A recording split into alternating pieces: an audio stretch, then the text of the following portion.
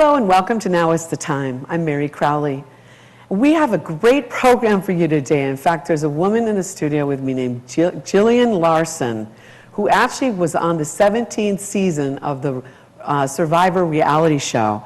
And she's got an amazing story. 8 years trying, 15 applications, 2 open calls, 2 interviews, and she never gave up. You're going to hear a story of overwhelming perseverance of a woman who never gave up. Welcome to the program, Jillian. Thank you, Mary. Thank you for having me today. You know, why did you want to get on the Survivor show? When it first came to you that you wanted to be on the show?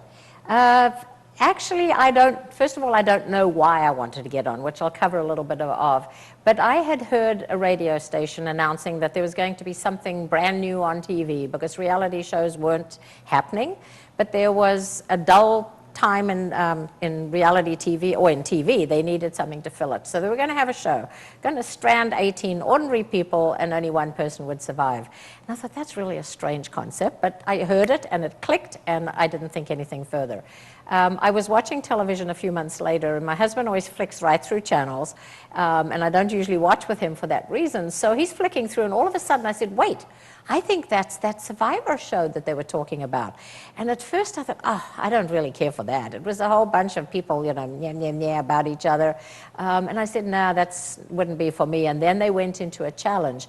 I have no idea why, but you know, you'll hear me talk about how I feel that things are driven to you, that there's a driven path or a destined path that people need to follow for some reason. I looked at my husband again and I said, I am going to play that one day. I'm going to be on that show. And he said, I thought you thought it was the worst thing you'd ever seen. And I said, no, I'm telling you. So I was bitten by the bug of Survivor. I could never, ever explain that driving force. I thought, I'm going to do it. My motto is dream it, believe it, prepare for it, and do it. So I absolutely believed I would. Well, and that's the thing, see, God puts the dreams in our heart. In fact, Jeremiah 29:11, it says, I know the plans that I have for you, and it's plans to prosper you and give you a hope for your future. There's a lot of people that have no hope, and I think your story is one that's going to give people hope no matter what age. So now, okay, so you started submitting an application? Correct. So I sent in an application, a little about myself. What it is a 3-minute videotape. This was a long time ago. I was on 8 years ago. So I was about 54 or 55 when I started applying. So I sent in an application. I read the directions, you know, tell us why you want to be on Survivor. And I filled out a 15-page application and sent it in, heard nothing. You don't hear anything. It's kind of like playing golf in the dark. You hit the ball and you have no idea where it went. Didn't hear anything. I didn't let that deter me. So I sent in another one when it was time again. I always watched, you know, when are they looking for Survivor contestants? I sent in another one. I switched it up a little. I didn't send in the same thing. I wanted them to see a different side of me. Well, and I think that's good, because I think a lot of people keep trying to do the same thing. You know, Thomas Edison, it took him 10,000 times in his invention of the light bulb, and he knew each time what not to do. He goes, okay, I learned I'm not going to do it that way. He didn't look at it as a failure. He did it a little differently the next time.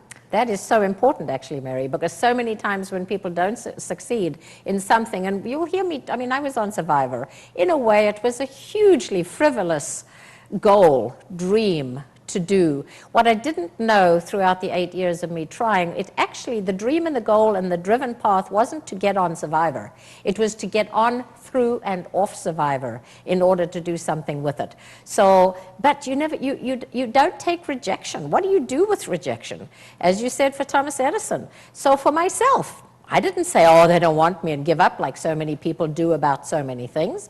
I said, okay, what would it be in that tape that they wouldn't have really cared about? I critiqued myself. I did it differently. I didn't give up on it. I just did a different tape.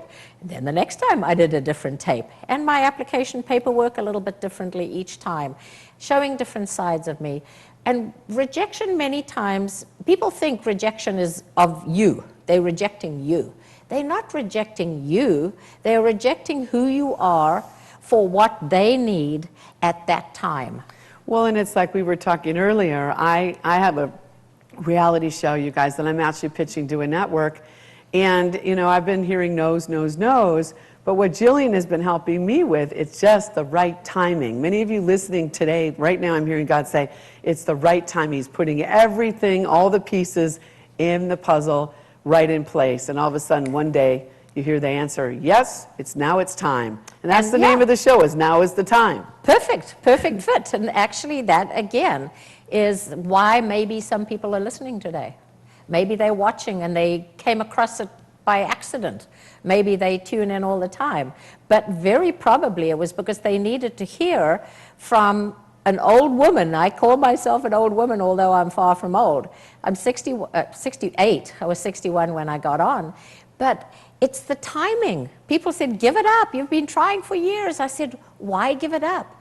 I just switch things up a little bit every time. I said, why give it up? They don't want me yet. The time is not right for them to have me yet. It's going to fit into both of our life plans, Survivor's life plans and my life plans. Well, and like your little brochure that you gave me, it said 8 years, 15 application, 2 open calls, 2 interviews. So eventually, you did get a call. In year 4, I got a call, and I was in Boston. I was in California by that time, and I was in Boston for my grandson's baptism. So I've got this like 2-day-old baby in my arms, and phone rings, and they said, this is Survivor Casting. And I thought it was my son-in-law joking, because he knew how desperate I was to get on to Survivor. And anyway, he wasn't. It wasn't him. It was them. They brought me in for an interview. It was like 2 minutes. And again, you know, they saw me, listened to me, sorry, goodbye. So what did I do? I said, fine. What do I do next time I get in for an interview? What do I do for my next application? I just kept going and going and going because I so knew, and you have to. But you know what? It was the dream it, the believe it I had that part, but I had to prepare for it. You have to prepare for what it is that you want. You have to prepare mentally, you have to prepare physically, you have to prepare with knowledge. And I read 64 books on how to be in anything that I could be in any environment. I read The Psychology of Game Playing. I read Sun Tzu's Art of War to see, you know, what skills I could learn from there. I learned how to shell a coconut. I learned how to catch fish. I learned how to balance. I took archery lessons. I, took basketball lessons. I prepared. But the biggest part about preparation is not just the knowledge that you have, because you can get that. The hardest part about preparation is where it comes into here and in here. If you don't get that preparation, you won't make the other preparation at all. And that's what I did. I kept preparing, and I kept getting called. And I didn't give up. I didn't deal with the rejection. I knew that they were rejecting the timing, not necessarily me. Well, it's interesting, too, because I'm working on a major motion picture that I've been working on for 8 years, 4 writers, but it's all starting to come together. But did I give up? No. And people said, how long are you going to keep working on this? And I said, until it gets made. Until the time is right. Until the time is right and until it's meant to be released. So, okay, so then you got the call, and then after 2 minutes they rejected you, but then you actually had an interview. I mean, they actually had... That was one interview, and then I kept applying. Then I had another interview, same thing. Next, they didn't want me. Timing wasn't right. Don't worry about it. Then I went to an open casting call, and I had just sent in my 15th taped application, and I went to an open casting call. My number was number 828 in the line. I was there for 9 hours. We were told you may as well go home. We're not seeing anybody else. And my tribe, the people around me, decided we're going to stay. I've been trying to do this for 8 years. We're staying. Again, we didn't give up. Our persistence showed. We stayed. We did get an interview, one at a time. And I told them a story about, the guy said to me, aren't you a little old to be here? And I said, and remember I was 61. And I said, I'll never be old. I may look old, I may be old, but I'll never be old. I will never be old. So I told him a story about my recent trip. I'm from South Africa, so I'd just recently been there, and told him a story about diving with great white sharks. And he was fascinated. He wanted to know more. So I captured him. So that's the other thing. You have to have it in here and in here in order to get it out there, to capture the people that you want to talk to. Otherwise, they're not going to be captivated. Clearly, they weren't captivated by me for 8 years, but this guy was. And he pushed my tape forward, and I was called a few days later. Actually, I wasn't called for about 2 weeks, and I thought, oh, okay, get ready for the next one.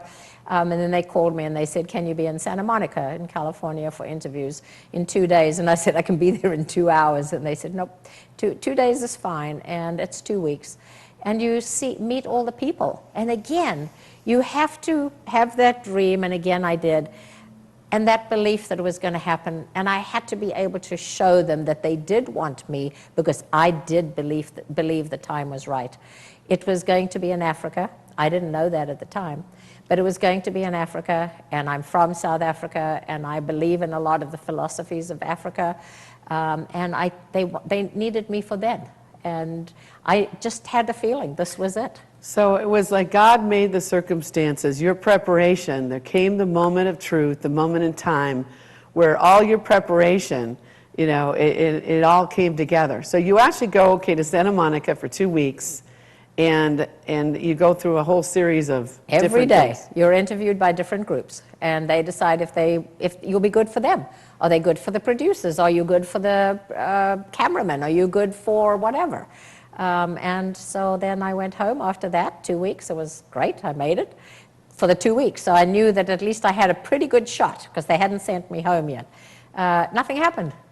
So I thought, okay, what do I do for my next application? I wasn't going to be giving up after that. And they called me about 3 weeks later, and they said, pack your bags. You're going.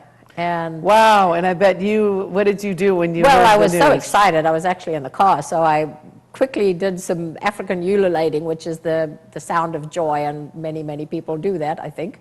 And then I said, you've got to be kidding.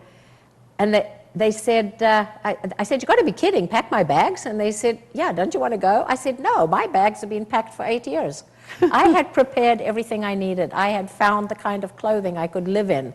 They were survival clothing, because you can't take stuff, but you do take clothes. So everything I had prepared, it would work for something. Fishing nets, snares, the strings and the beads and the buckles and the belt, and everything could be something as a survival outfit. I could do anything with it. Sleep with it as a pillow. I could fish with it as a net. I could, gather water in it. I could do all kinds of stuff with them. And my bags were packed, and a few weeks later I was gone. Well, this is such an interesting story, because not only is you getting on the show, after 8 years, but also the story of Mark Burnett. I don't know if you know the story. Absolutely. He came here. I read his book. He was one of the 64 books I read. Yeah, in the early 80s he came here, and he became a nanny. Yep. And then Selling T-shirts at Venice Beach, because he believed. But I don't know if you probably know this part, but when he was leaving, he was actually going to do something very different in South America. I heard about that. And his mother said to him when she said goodbye, I don't know what you've got in mind, but I don't think it's right for you.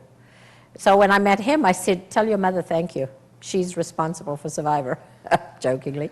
But you see, he had a goal and a dream, and look what he's doing now. Well, selling the T-shirts, and then somebody told him about a reality show, and he was actually a different reality show that he was working on. Yep. And then he got in front of this David Herzog over at a network, and he said, this David Herzog guy said, man, this Mark Burnett, the passion that he carried. He said, you know what, there's a show that's never been, and he told him about Survivor. But and he it was tried the right for several thing. years. His timing wasn't right several years before. He'd been turned down. But then suddenly the networks needed to fill the air because the writers were on strike.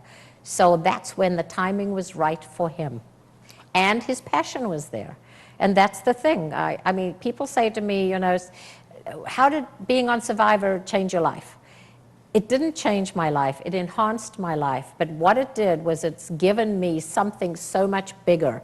My goal actually wasn't to get on Survivor. I just didn't know that. My goal was to get on Survivor, through Survivor, off Survivor, and do something with it. Well, we only have like 10 minutes left, so I want to talk. You're on the show now. You fly to the island.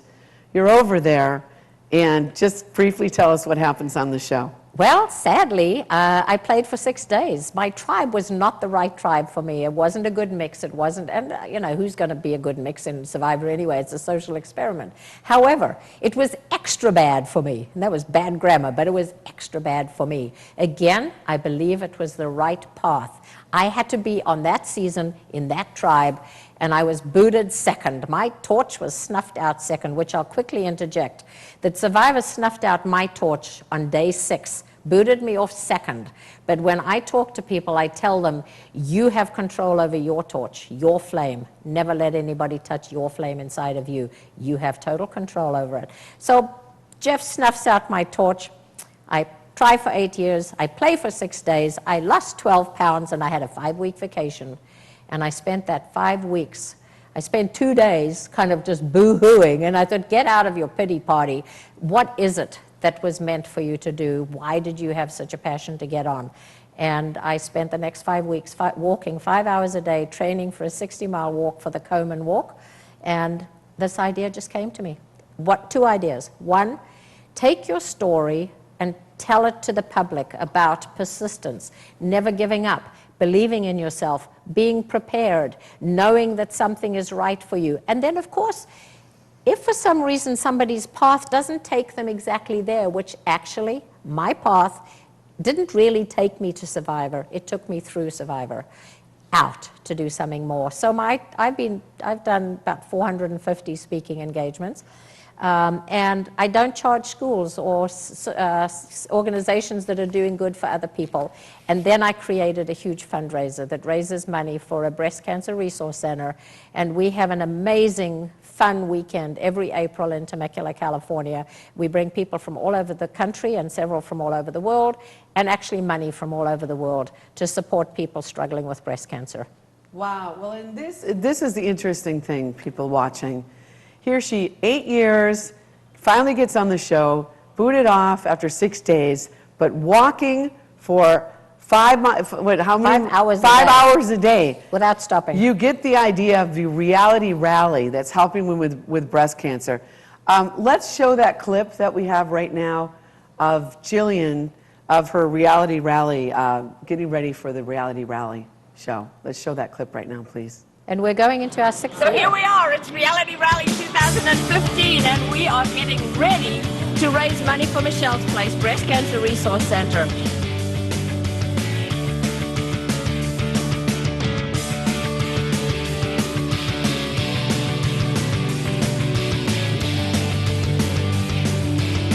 And you can see that everybody is here helping.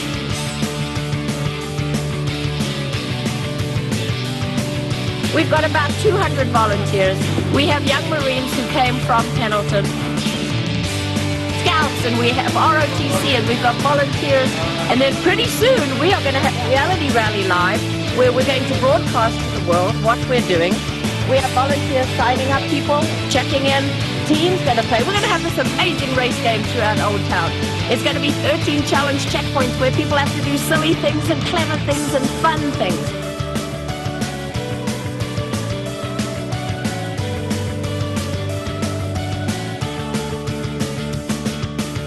Of course, this afternoon we've got autograph signing for the reality stars. We've got 98 of them all lined up. We're going to have characters, we're going to have games for kids. But right now, we are setting up Reality Rally 2015.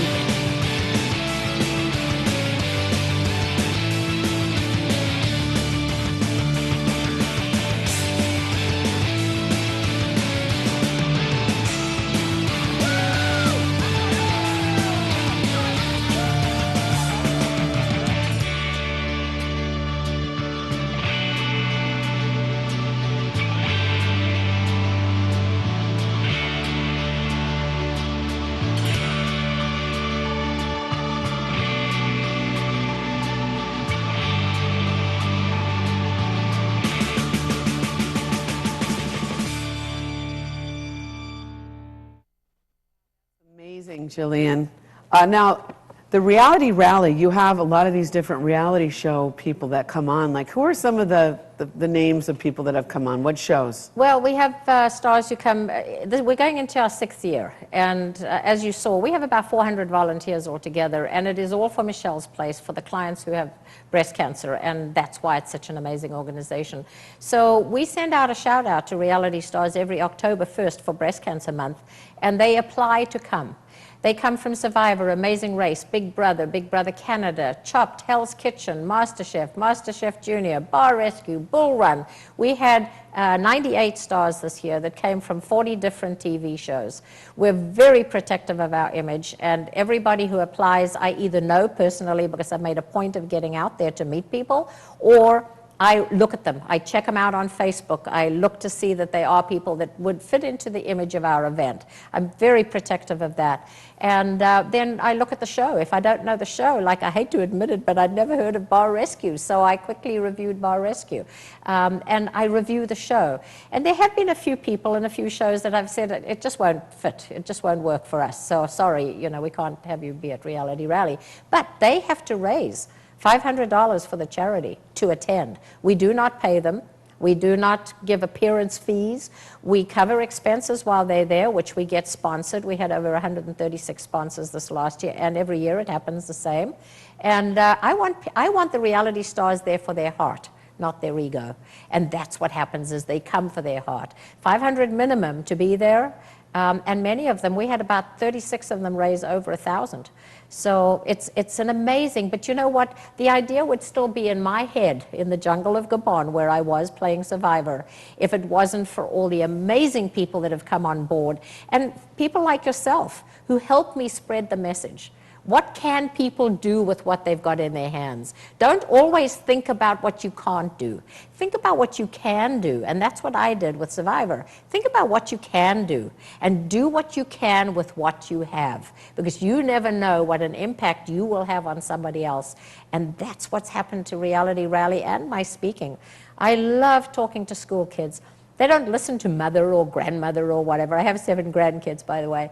They don't listen to us because of those parts of us, but they listen to me because I was on TV and I was on Survivor. And so I get in front of schools and do speaking a lot. But that's the message, is never give up. Keep doing what you want to do.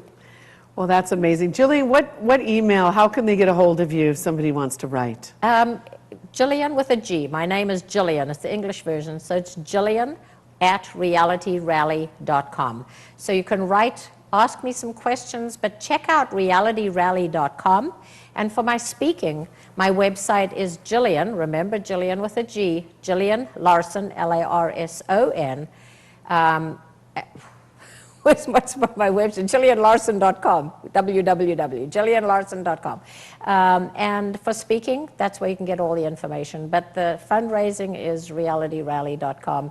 And I'll quickly throw in that I think the reason I was pushed so passionately to get on Survivor is because all of what I've done with it since, except for the speaking, but for charities, has been related to survivors. Survivors of breast cancer, war, countries of Holocaust, veterans, and that's what it is. It's a powerful message. My message is that people can survive even when they think they can't. And yes, there are some really challenging circumstances, but it's all in here and all in here, and people can survive with support, help, and their own belief and attitude.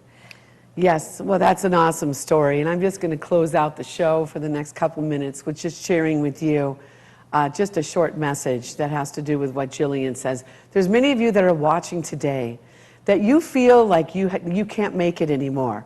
But if you listen to Jillian's story, after 8 years, you know, the rejection that she didn't allow the rejection to affect her because she realized it just wasn't the right time.